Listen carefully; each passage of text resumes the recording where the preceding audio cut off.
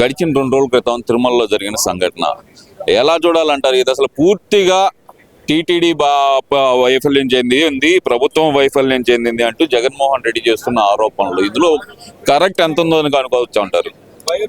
వైఫల్యం చెందటం అనేది జగన్మోహన్ రెడ్డి చెప్తే ఎట్లాగని, ఆయన పొద్దాకులు ఏం జరిగినా చంద్రబాబు నాయుడు చేశాడు, ఇంకోటి చేశాడు అంటుంటారు. దాని జరిగిన విషయాన్ని విశ్లేషించకుండా ఏం జరిగిందో తెలియకుండా మాట్లాడే వ్యక్తి అతను. కానీ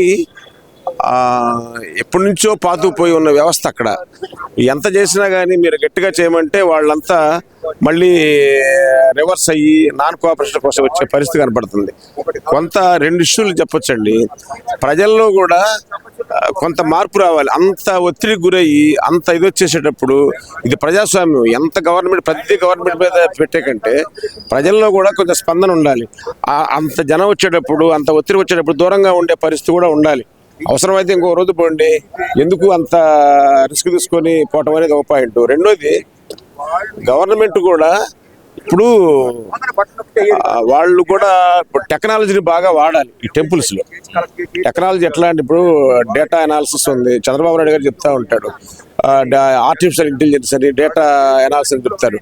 ప్రతి సంవత్సరం వైకుంఠ ఏకాదశి జరుగుతుంది కదా, ప్రతి సంవత్సరం వైకుంఠ ఏకాదశి జరిగేటప్పుడు ఎంతమంది వచ్చారు లాస్ట్ ఇయర్, ఈ సంవత్సరం ఎంతమంది వస్తారు, ఏర్పాట్లు ఎలా ఉన్నాయి, ఎక్కడెక్కడ మనం పెడితే ఎట్లా కంట్రోల్ చేయాలి, ఈ ఫోర్స్ ఎట్లా డిప్లాయ్మెంట్ చేయాలనేది చూసుకొని టెక్నాలజీ కనుక వాడి ఉన్నట్టయితే కొంత ఇప్పుడైనా వాడాలండి. అన్ని టెంపుల్స్లో కూడా మనం గమనిస్తూ ఉంటే ఏదో దేవుళ్ళే ఏదైనా మా పాపం ఆయన చూసుకుంటాడు అనుకునే పరిస్థితి కాదండి. దేవుడు గుడైనా సరే మీరు ఆ టెక్నాలజీని వాడుకొని ఎంతమంది వస్తారు, ఎంతమంది, ఇప్పుడు ప్రాబబిలిటీ థియరీ ఉంది, తర్వాత డేటా అనాలిసిస్ ఉంది, ఇవన్నీ ఉన్నప్పుడు వాడుకొని మీరు కంట్రోల్ చేయొచ్చు. అంటే ఇది కొత్తగా వచ్చారు కాబట్టి ఆయన టీడీ చైర్మన్ కొత్తగా వచ్చి ఉన్నారు. మరి పోలీసుల మీద కంట్రోల్ టీడీ చైర్మన్కి ఉంటుందా, లేకపోతే మినిస్టర్కి ఉంటుందా, గవర్నమెంట్కి ఉంటుందా అనేది అది మనకు తెలియదు. కానీ ఇప్పుడు కొత్తల్లో జరుగుతున్నాయి ఇవన్నీ. ఇప్పుడు 6 నెలలు అయిపోయింది గవర్నమెంట్. ఇప్పుడు దాకా ఎందుకంటే వాళ్ళు చాలా డామేజ్ చేశారు. జగన్ అనే వ్యక్తిని ఇప్పుడు నమ్మే పరిస్థితి లేదు. అతను చెప్పేది ఏది కూడా నమ్మరు. గతంలో నమ్మారు, ఒకసారి నమ్మారు కాబట్టి రెండోసారి నమ్మే అటువంటి వ్యక్తిని నమ్మరు.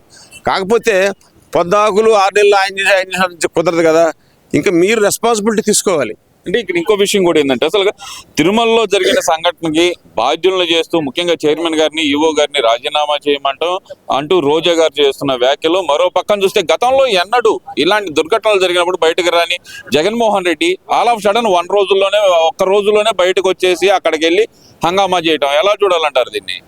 ఎలా చూసేది ఏముంది, వాళ్ళకి అలవాటే కదా. వాళ్ళకి రిలయన్స్ పెట్రోల్ బంకులు తగలబెట్టినప్పుడు దగ్గర నుంచి ఓ పక్కన మేము టీవీ చూస్తూ ఉంటే అప్పుడే ఇవాళ వచ్చదంట 6:15 7:15 అని చెప్పి ఎపిసోడ్ రాబోతుంటే 7 గంటలకే రిలయన్స్ పెట్రోల్ బంకులు గుంటూరులో పగలగొట్టారు. అవన్నీ మేము ప్రత్యక్షంగా చూసాం. అట్లానే మీకు వరదలు ఉంది, వరదలు ఉంటే వాళ్ళ వదిలేరు, బోట్లు వదలటము, ఎక్కడెక్కడ డామేజ్ చేద్దామా, ఉన్నదాన్ని హైప్ చేసేసి ఆ ఫెయిల్యూర్ మొత్తాన్ని గవర్నమెంట్ నెడదామా అని చెప్పి ఒక విషపూరితమైన మనస్తత్వం ఉన్న వ్యక్తి జగన్మోహన్ రెడ్డి. అందువల్ల ఏంటంటే దానికి ఇంకా వీళ్ళు జాగ్రత్తగా చేయాలి గవర్నమెంట్. అతను ఇప్పుడు అదే పని మీద ఉంటాడండి. అది అంటే ఇక్కడ ప్రధానంగా చూసుకుంటే మరి జగన్మోహన్ రెడ్డి మాట్లాడుతుంది, కానీ అసలు ఆ పరామర్శను ఎలా చూడాలంటారు? ఐసీయూలోకి వెళ్ళిన వైసీపీ నాయకులు, అక్కడ హాస్పిటల్ దగ్గర చేసిన నినాదాలు, ఇవన్నీ ఎలా చూడాలంటారు? అసలు ఐసీయూలోకి వెళ్ళేటప్పుడు ఇప్పుడు ఇక్కడ న్యూస్ చూస్తుంటే ఐసీయూలోకి వెళ్ళి డబ్బులు పంచారంట, సీసీ కెమెరాలో రికార్డ్ అయ్యి ఉంది. డబ్బులు పంచడం, తర్వాత మీరు గవర్నమెంట్ వ్యతిరేకంగా చెప్పటం, ఇవన్నీ ఎంత క్రూరంగానూ ఎంత అన్యాయంగా ఉన్నాయండి. తర్వాత అంతమంది వెళ్తారు ఐసీయూలోకి. ఐసీయూలో పేషెంట్ చచ్చిపోతే అసలు వాళ్ళు చెప్పేదాన్ని బట్టి సెలైన్ బాటిల్ పట్టుకొని లాగారంట. అంటే వాళ్ళు ఇంకా అక్కడ చచ్చారనుకోండి, మళ్ళీ గవర్నమెంట్ మీద ఒక కొత్త ఇదేసేస్తారు, నిందేసేస్తారు అనమాట. వాళ్ళని అసలు అన్బిలీవబుల్ పర్సన్స్ అండి. వాళ్ళని ఎవరు నమ్మకూడదు, నమ్మలేము. అంటే ఇక్కడ చూస్తే కనుక తిరుమల సంఘటన కాసేపు పక్కన పెడితే కనుక రాష్ట్రంలో అసలు ఏం జరుగుతుంది అంటారు? మరో పక్కన జగన్మోహన్ రెడ్డి నేను జనవరి 3వ వారం నుంచి వచ్చేస్తున్నానంటూ ఒక పక్కన ప్రకటనలు, నేను వచ్చేలోపు ప్రభుత్వం మీద వ్యతిరేకత పెంచండి భారీ ఎత్తున అంటూ ఆయన ఇస్తున్న ప్రకటనలు ఎలా చూడాలంటారు? ఏంటి తిరుమల జరిగిన దుర్ఘటనకి ఈయన ఇస్తున్న ప్రకటనలకి సంబంధం ఉందనుకోవచ్చు అంటారా? ఇప్పుడు వ్యతిరేకత ఆయన పెరగమంటే పెరిగిద్దా? పెరగదు కదా. ప్రజలు అందులో ఒకసారి చూశారు, ఒకసారి అని చెప్పి ఏదో చేశారు, అంత అయిపోయింది. ఇప్పుడు నమ్మరండి. జగన్మోహన్ రెడ్డి యాత్రలు చేసినా కూడా ప్రజలు అన్ని అర్థం చేసుకునే పరిస్థితిలోకి వచ్చారు. ఒకసారి దెబ్బతిన్న ప్రజలు కదా, ఇప్పుడు ఆయన క్యారెక్టర్ ఏంటో అర్థమైపోయింది. ఆయన ఎన్ని చేసినా కానీ ప్రజలు ప్రస్తుత పరిస్థితుల్లో ఆయన నమ్మే పరిస్థితి లేదండి. అవసరమైతే ఇంకొక ఆల్టర్నేట్ ఇంకొక పార్టీని చూస్తారేమో, కానీ జగన్మోహన్ రెడ్డి వైసీపీని మాత్రం మళ్ళీ ప్రజలు ఆ పార్టీని మోయారు, ఆ వ్యక్తిని భరించలేరు.